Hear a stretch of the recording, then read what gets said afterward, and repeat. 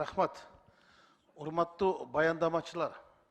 Бұл мыйзам биринчи окууга киргенде саны боюнча 90, бөлүнүш боюнча 55-35, босого боюнча 3% эле да. Экинчи окууга келгенде эмнегедир 3%га 2% кошулуп калыптыр да, 5% болуп калыптыр босого парок. Эки жол чай бергенге эрип кеттиңерби же не болуп кетти, ушуну айтып бергилечи. Эмне үчүн 2% кошулуп калды?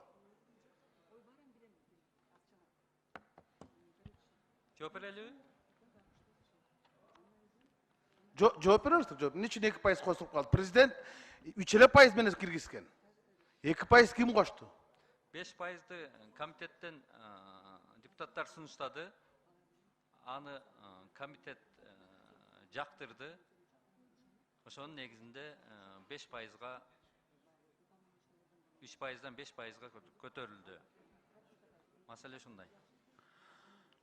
Чайдын себеби ошол экен да, мен сезип турам. Мен мындай да. Өткөн шайлоодо, октябрь шайлоосунда 12 партия шайлоонун жыйынтыгын жокко чыгарганга чыгышкан.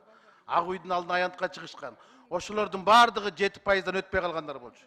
7%, 1 миллионга жакын добуштар күйүп кеткен. Мекенчил партиясы 132 миң добуш күйгөн. Республиканын 120 миң добушу күйгөн. Ата мекендики 80, бир болдук 60, социал-демократтар, замандаш, чоң казаттын 40 миңден добуштар күйүп кеткен. Анан ыңкылап чыккан. Азыр ушундай болбойт деп кимге кепилдик бересиңер? Кимге нааразы болбойт дейсиңер? 5% деген чоң да, силер мүмкүн алдыңар болуш керек. Акыркы референдумдун результатын алдыңар да 1 миллион келет, бул 5% болсо 50 миң добуш менен өтөт депчи. Жок, кечиресиңер. Референдум башка, парламенттик шайлоо 2 миллион киши катышат. 100 миң болуп атат. А 100 миң ала албаган партиялар күйүп кетип атпайбы? Анан каяктагы теңдик бул?